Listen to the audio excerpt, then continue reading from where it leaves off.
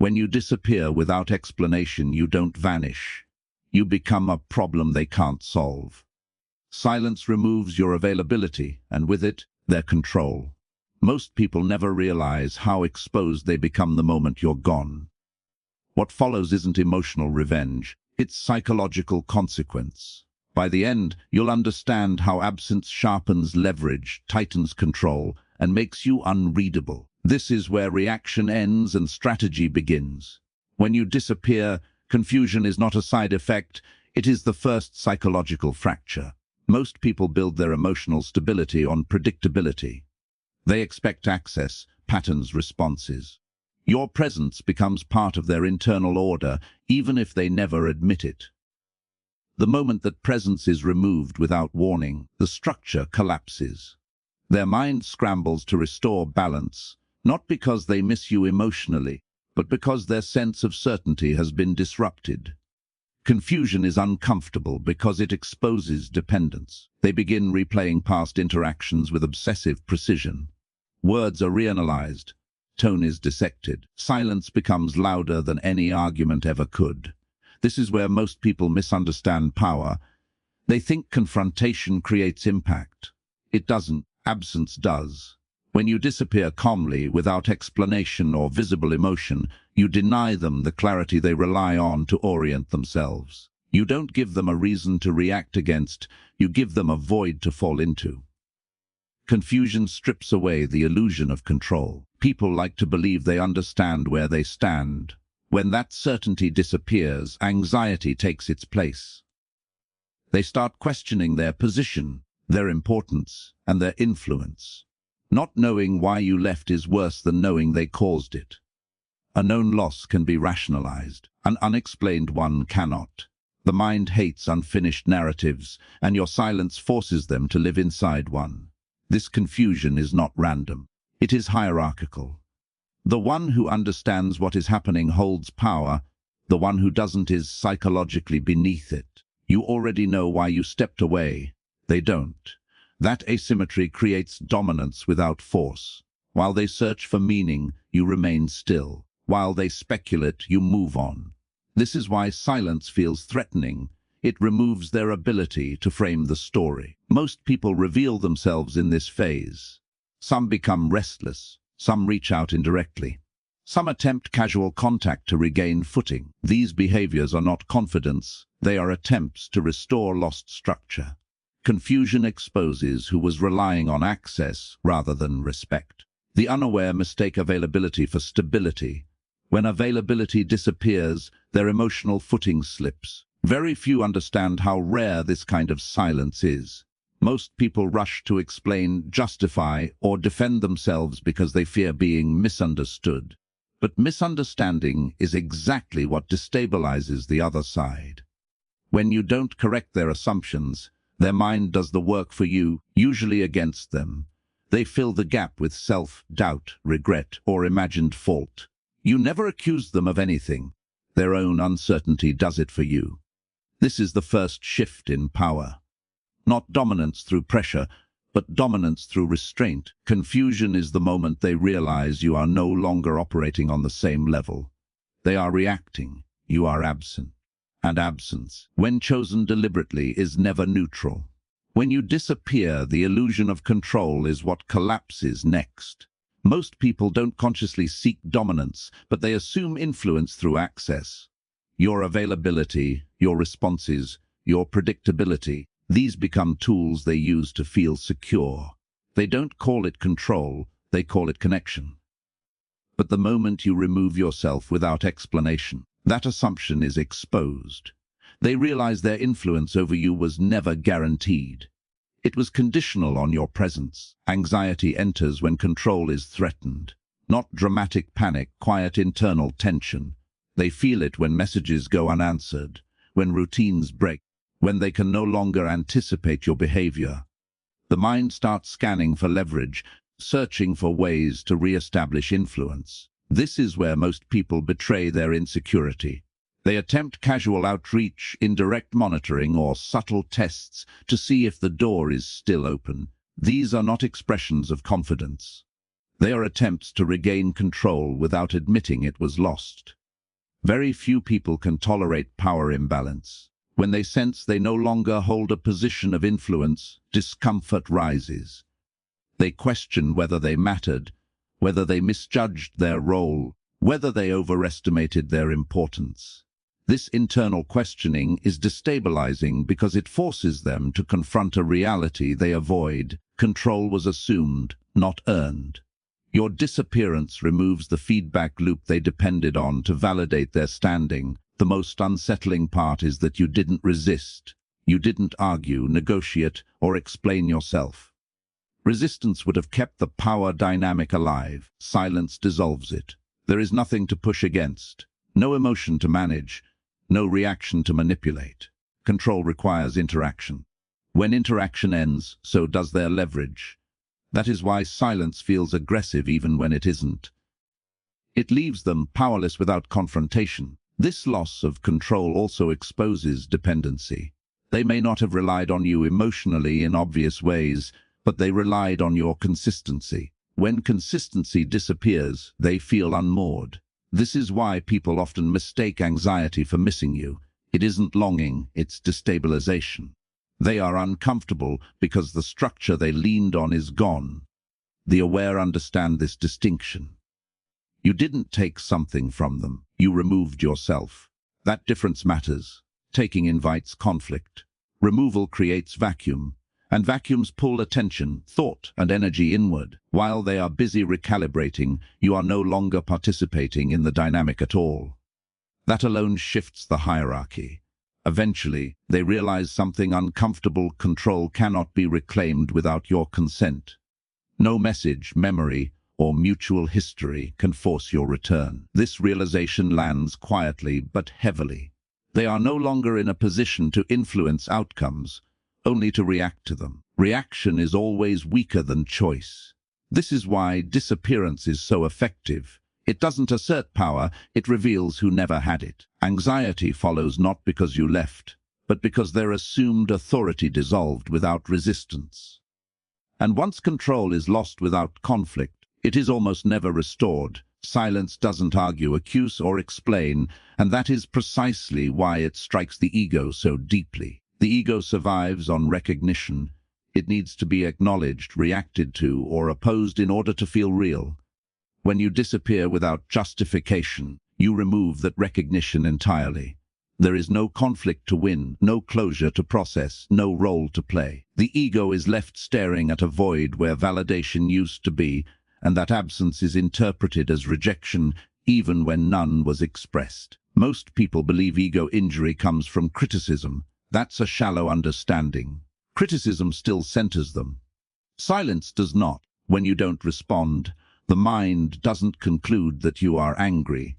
It concludes that you no longer consider them relevant enough to address. That implication cuts far deeper than any insult. You didn't challenge their worth directly, you bypassed it altogether. To the ego, being ignored is worse than being opposed. This is where internal narratives begin to unravel. They replay conversations, searching for the moment they lost status in your perception. Every remembered interaction becomes suspect. The ego cannot tolerate uncertainty about its position. It needs confirmation that it still matters. When none arrives, it starts to fracture. Self-image depends on reflected importance, and your disappearance removes the mirror. The injury intensifies because there was no warning, no final argument, no emotional signal, just absence. The ego is built to respond to force, not restraint. It knows how to defend against attacks, but it has no defense against indifference. Indifference implies final judgment without explanation. That implication is unbearable for those who depend on being seen. Many will try to mask this injury as anger or superiority. They may tell themselves they never cared, that you were insignificant, that your disappearance means nothing. These are protective narratives, not truths. If it meant nothing, it wouldn't require justification. The need to reframe is proof the ego has been touched. Awareness recognizes this immediately. What makes this ego injury so powerful is that you didn't claim moral high ground. You didn't state boundaries or issue ultimatums. You simply removed access. That forces them to question their assumed value rather than your behavior. The question shifts from, why did they do this, to, why wasn't I enough to stop it? That shift is devastating to self-image. The aware never rush to repair this damage. They understand that ego injuries caused by silence cannot be healed through explanation. Explanation would return balance and restore comfort. Silence lets the imbalance remain. Over time, that imbalance rewrites how they perceive you. You become distant, composed, and self-contained. Not because you tried to appear that way, but because you refused to perform. This is the moment roles reverse. The one who once felt central now feels peripheral. The one who disappeared becomes the reference point. Ego injury doesn't announce itself loudly. It shows up as restlessness, overthinking, and a lingering sense of having lost something undefined. And that undefined loss stays with them far longer than any argument ever could. When access is removed, curiosity begins its slow transformation into fixation. The human mind is wired to pursue what it cannot resolve. When you disappear without explanation, you become an unanswered question, and unanswered questions hold attention far longer than resolved ones. What was once familiar is now distant, and distance creates value, not emotional value, psychological weight. The mind leans toward what it can no longer touch. At first, curiosity feels mild. They wonder where you went, what you're doing, whether you noticed their absence as much as they noticed yours. But without feedback, those questions multiply. Silence creates space, and space invites projection. They begin assigning meanings to your disappearance, often revealing more about themselves than about you. The mind hates blanks, so it fills them with imagined intent, imagined judgment, imagined finality. This is where power quietly shifts. You already know the truth. They don't. Knowledge asymmetry creates leverage. While they speculate, you remain certain. While they imagine scenarios, you are no longer involved. This imbalance doesn't require effort. It exists simply because you chose restraint. Most people underestimate how exhausting uncertainty is. It drains attention, focus, and emotional energy. Fixation is not intensity, it's inefficiency of thought. Curiosity turns into obsession when the mind repeatedly returns to the same unanswered point. They check old messages. They reread conversations. They notice small details that once meant nothing. This isn't nostalgia. It's an attempt to regain narrative control. If they can find meaning, they can reduce discomfort. But silence offers no clues, only echo. The more they search, the more trapped they become inside their own interpretation. The aware understands something critical here. Obsession grows in the absence of resistance. If you confronted them, they would have something concrete to push against. If you explained yourself, they would process and move on. By giving nothing, you allow their mind to do the work. And the mind is rarely kind to itself under uncertainty. It oscillates between hope and regret, confidence and doubt. This fixation often expresses itself indirectly. They ask about you through others. They monitor from a distance. They create reasons to cross your path accidentally. These are not attempts to reconnect emotionally. They are attempts to resolve psychological tension. They want clarity, not closeness. And clarity requires your participation, which you no longer give. Very few realize how dominant this position is. You are no longer chasing understanding, they are. You are no longer explaining, they are interpreting. Every imagined version of you becomes more powerful because it is uncontested.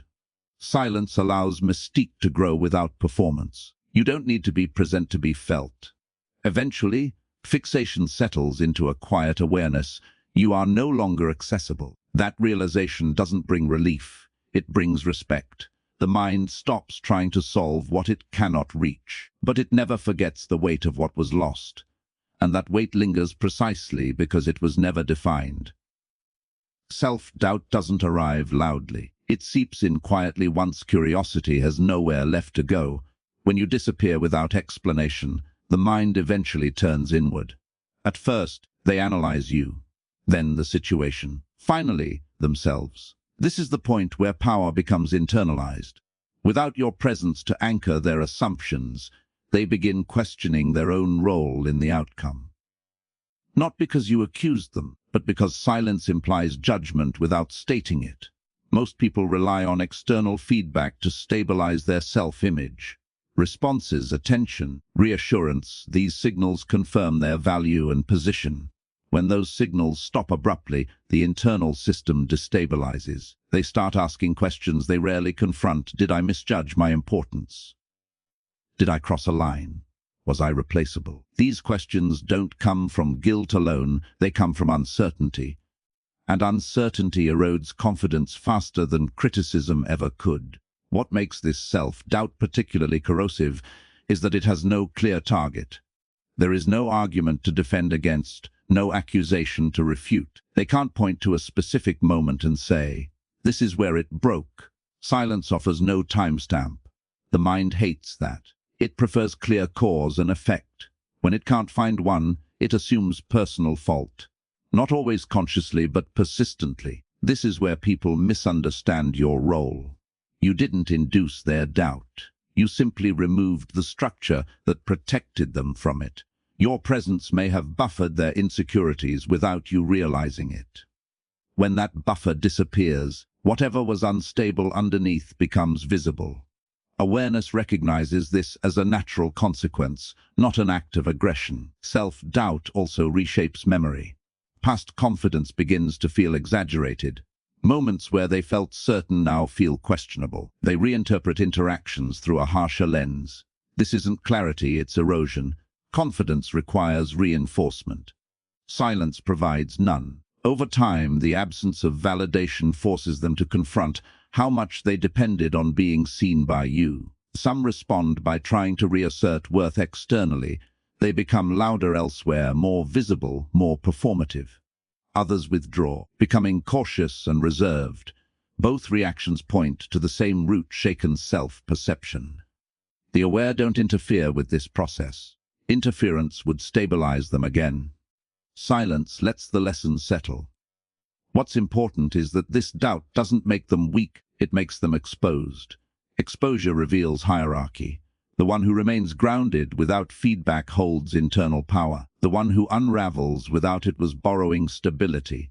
When you disappear and remain unaffected, the contrast becomes undeniable.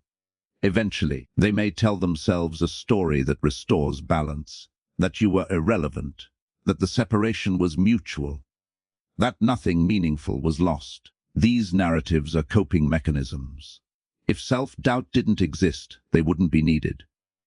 The mind doesn't rewrite events that had no impact. This stage marks a quiet shift. They no longer see you as someone who left.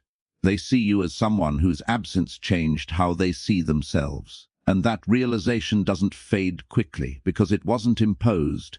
It emerged from within. Familiarity erodes perception of value more efficiently than conflict ever could. When access is constant, presence becomes background noise. People stop distinguishing between what is available and what is earned. Your disappearance interrupts that erosion. Distance restores contrast, and contrast restores weight. The moment you are no longer reachable, the way they perceive you begins to change, not emotionally, but hierarchically. Respect does not come from closeness. It comes from boundaries that are enforced without explanation. When you disappear calmly, you communicate something most people never articulate. Your time, attention, and energy are not public resources. This realization forces a re-evaluation.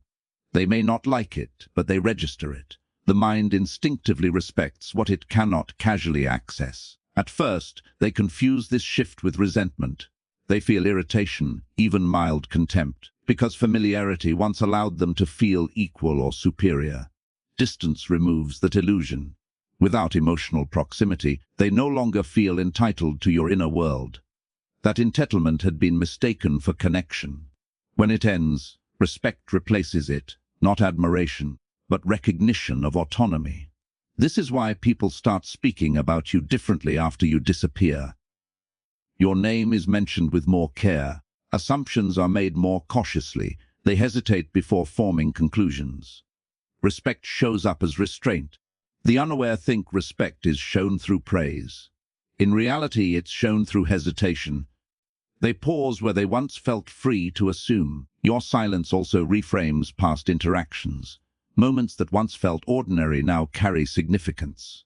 Your composure in retrospect becomes visible. Behaviors they overlooked begin to register as deliberate. Distance clarifies patterns that closeness blurred. This is not because you changed. It's because they can now see you without emotional noise. The aware understand that respect cannot coexist with constant availability. Availability invites consumption. Consumption invites disregard. When you remove yourself, consumption ends.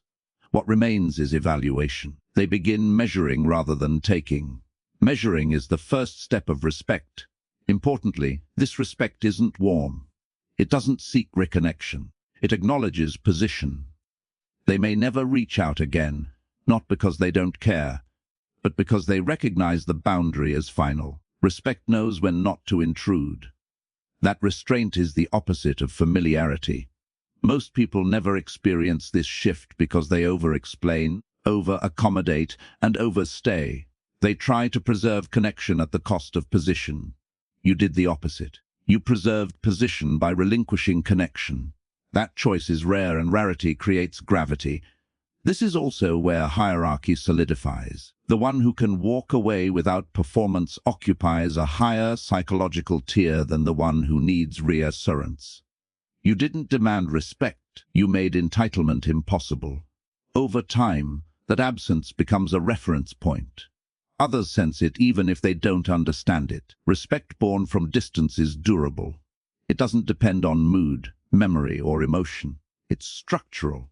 And once someone places you in that category, they rarely move you out of it.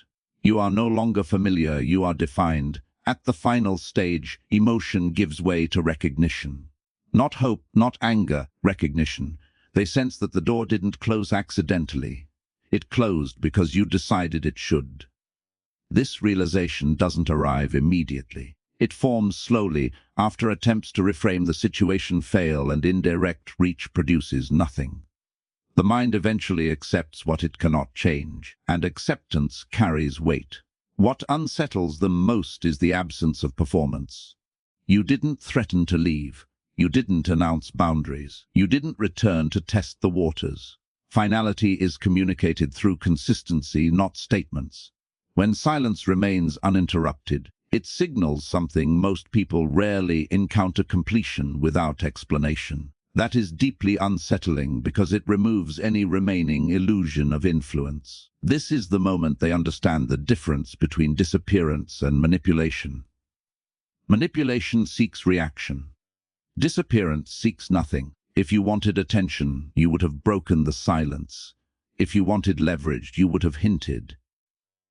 You did neither. That restraint makes your absence irreversible in their mind.